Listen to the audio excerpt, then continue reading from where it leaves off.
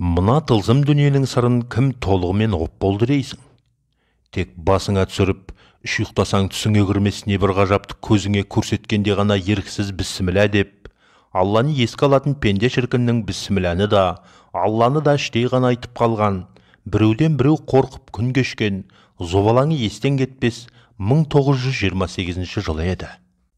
Сол бір қиямет қайым орнағандай болып, алмағайып заманның адамдары жасап жатқан күнәлар мен жауыздыққа жіберген Тәңірінің сынағы ма, жаз болғалы жерге бір тамшы жаңбыр тамбады.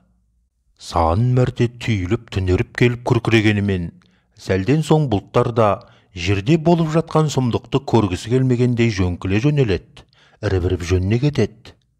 Қал іргесін соғып, әлсін-әлсін уыс-уыс мөлдір тамшыларды көкке атып, толқын тербететін шалқар көлде биыл қайту, әудем жер кейін шегініп, орны сортапты пішендік айналған. Қала іші гуілдеген әңгіме. Көшеде жан көрінбесе де, әйтеуір анан ұстап әкетіпті. Мынаны Ақтөбеге айдапты, пәленшені атып жіберіпті. Ана байды кәмпескелепті деген хабар бір үйден шығып екінші үйге кіруде.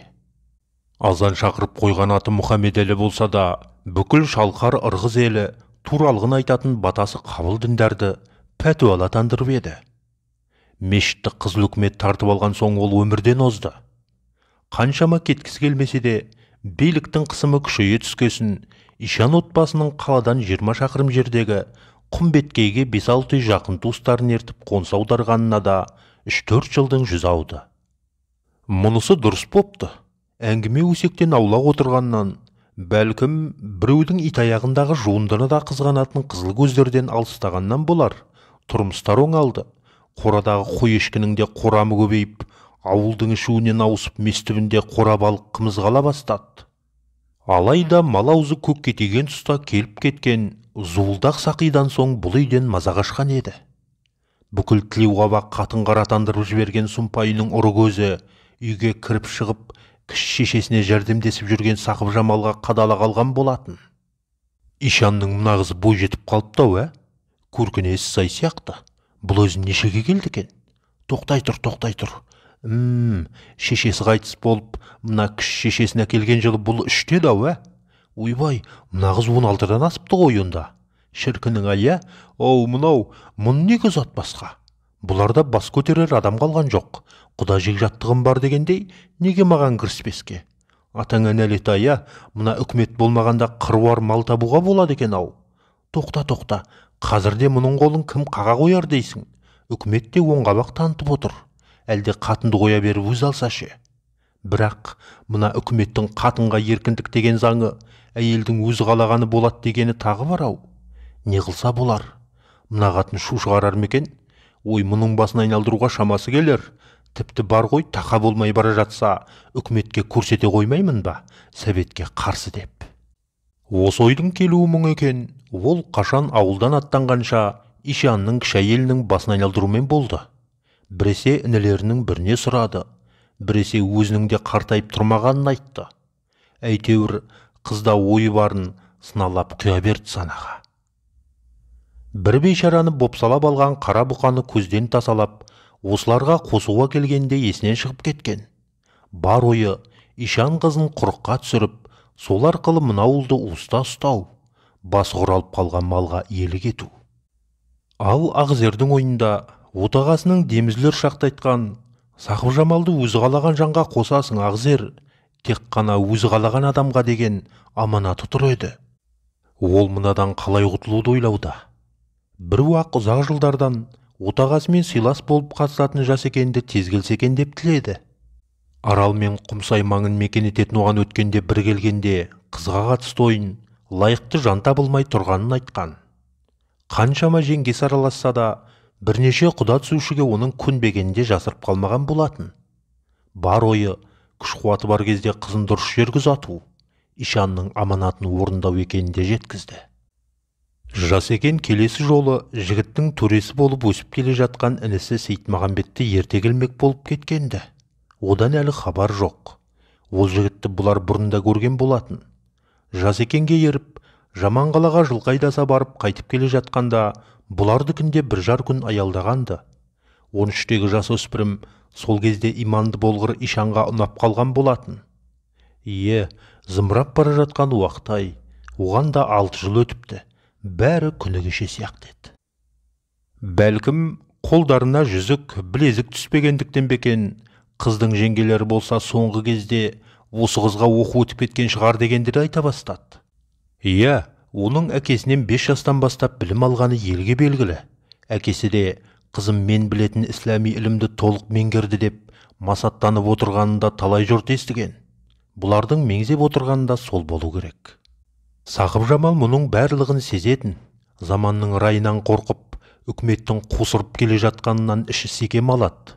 Өзіне тең жігіт кездеспегеніне қынжылып, туыстарының жай алаңдатады. Жылдағыдай емес, астықта қымбаттап тұр. Ішкі түйсігі елге қиын тер бір аласапыранды кез келе жатқанын аңғартатын тәрізді. Бүгін немере ағасының әйелі Масаты тіпті қасынан шықпай қойды. Молда қыз-ау, саған жігіт жақпайтын болды ғой деп сөз бастаған ол, әңгіме шүйкесін әрі созды. Өткенде келгенді айтам, қатын қараның інісі ше, қай жерігем, тым тәуірақ жігіт. Түсінігі жоқ қой? О немене тағы? Өзіміз түсінік дегенді білмей ақ шықтық қой. Есіктің алдына менің әдейі тастаған құрығымды бұлай көтеріп қоюды білмей, үстінен аттап, үйге кіріп келген адамды есер соқ, жарместеп білу керек жеңеше. Онда ана Жамантайдың баласы ше. Жеңеше-ай, алашаның астынан менің тартып отырған қылар қанымды жылан екен деп үйден шыға қашқан еркек кімге пана бола алады? Мақұл делік, ал кеше келіп кеткен Алдоңғар ше. Сен тастаған құрықта апарып белдеуге қыстырды. Сенің алаша астынан қозғап отырған арқаныңа да мән берген жоқ. Сонда ол неден жазып қалды?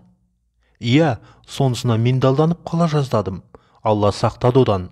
Бірақ ол маған емес қораға көп қарайтын сыңайлы. Өзі сыр білдірмеген болып отырғанымен бар ойып баю ғой деймін. Бір-екі рет ақшалы, қазыналы екенді айтып қалды. Мұндайлар адамнан гөрі дүние мүлікті қадірлейді ғой. Менің жуынып, әдейі қалдырған иіс сабыныма қарағанымен оның немен аңғартатынын ұқпады. Ой жоқ сорлы екенін сонда білдім. Сонысы дұрыс болды, бізді Құдай сақтапты жеңеше. Иіс сабын? Ол не мән береді сонда? Оны кезінде көресіз, менің оны жанымнан тастамайтынымды білесіз, ар жағын ойлана беріңіз. Молда қыз-ай, сенің ақ жұмбағың бітпеді-ау. Осы әңгімеден 2 күн өте, сәскеге жақын сақи жіберген тағы бір қисық мойын қатпағыра келіп отырғанда жас екендер де жеткен еді. Ишанның отбасы сыйлы қонақтарын қуана қарсы алды. Бұл қатпағыраға жақпады.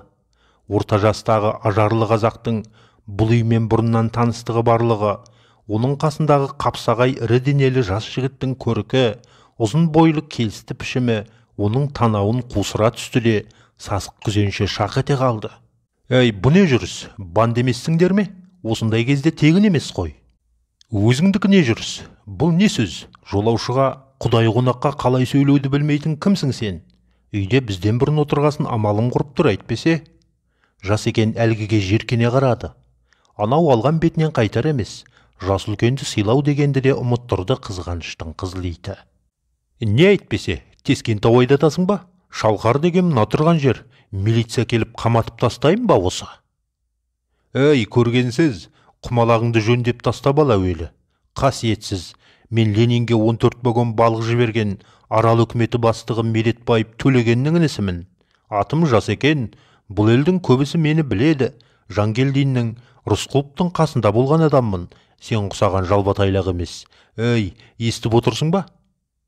Осыдан кейін барып ананың үні өшті. Танымаса да ол жас екен атына қанық еді. Кешегі Шалқар мен Арал арасындағы ақтармен соғыста оның аталған 2 азаматқа жол көрсетуші болғанын, тапқырлығын, ісшілдігін бұл ел жырғылып айтар еді. Қатпағыра шыға жөнелді. Қымыз ішіп шөл басқан соң барлығы сыртқа шықты. Сақып Жамал көрінбейді, сірә отауда тұрған болар. Қыздың сынамаққа қойып отырғанынан хабар жоқ Сейтмағамбет. Есік алдында жатқан құрықты алып белдеуге қыстырғаны сол еді. Ауыл шу өте қалды. Бұлар бір жұма бұрын Сақия келіп қосқан қара бұқаны жерсінгенше арқандап бағып отыр еді. Қисық мойын қара әдейі соны босатып жіберіпті. Қазақта мал иесіне тартады деген сөз бар еді. Сол сірә рас болар. жас бұқа тура қазандық басында жүрген әйелдер мен балаларға қарай өкіре төніп келеді екен. Ауық-ауық жерде өші бардай топырақты бұрқырата аспанға атады. Бұқаның өкіруі әйелдер ойбайы мен балалардың жылаған даусынан лезде азан-қазан болған ауыл арасы шаңнан көрінбей кетті. Шалт қимылдаған Сейітмағамбет бұқаның қарсы алдынан шықты. 19-дағы жігіт жүген құрық тимеген шуас ауларды бас білдірумен аты шыққан қарулы болатын. Шап беріп бұқаның екі мүйізінен ұстады да төмен тұқырта бастады. Іштей ата-баба әруағына сыйына қимылдап, мойнын бұрап қалғанда бұқа көз алара бір жағына құлай кетті. Көзді ашып жұмғанша болған іске ауыл қайран қалып, пәлі жігітім-ақ екен десті. Біраздан соң шайдың дайын болған хабары шықты да үлкендер үйге кіре бастады. Сақыпжамалдың әріректе бет-қолын жуғанын көрген Сейітмағамбет тілдесіп қалмақ болып солай беттеген. Бірақ Сақыпжамал тез отауға кіріп кетті. Ол қыз жуынған жердегі шайнекке барып қолын шайды. Көзі шағыр үстіне қойылған иіссабынға түсті. Ол қалтасынан бет орамалын алды да иіссабынды орап қалтасына салды. Баяғыда кішкентай бала еді ғой деп қояды іштей. Әлгінде қыз бәленін анықтап қараған еді. Ағасы мақтауын келістірген. Айтса айтқандай бар екен, енді манағы құрықтың да есік алдында жатуы тегін емес екенін сезді. Қыздың иіссабынды қалдыруы жігітті ұнатамын деген ишарасы екенін де түсінді. Дастарханға Сақыпжамалдан басқалары түгел жиналыпты. Жас екен 2 күн осында болатындарын айтқан тұста Сейітмағамбет те үйге кірген еді. Осыны күтіп отырғандай қисық мойын қатпақ арада өз батам өзіммен деп бетін сипады да орнынан тұрды. Үйден шығып бара жатып 2 күннен соң келерміз деуді де ұмытқан жоқ. Үй іші тым-тырыс. Осы тыныштықты жас екен бұзды. Не болды? Тілдес алдың ба Жамалмен? Бұл үнсіз басын изеді. Қайдағы тілдескен? Өтірігіңе береке берсін. Бұл молда қызды көргенде жоқ қой, деді Масаты.